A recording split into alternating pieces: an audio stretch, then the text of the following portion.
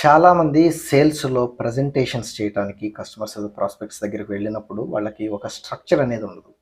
అంటే ఫస్ట్ మనల్ని మనం ఎలా ఇంట్రొడ్యూస్ చేసుకోవాలి? తర్వాత బేసిక్‌గా ర్యాపో బిల్డ్ చేసుకోవడం కోసం, మన మీద ట్రస్ట్ గెయిన్ అవ్వడం కోసం ఎలాంటి ప్రశ్నలు అడగాలి?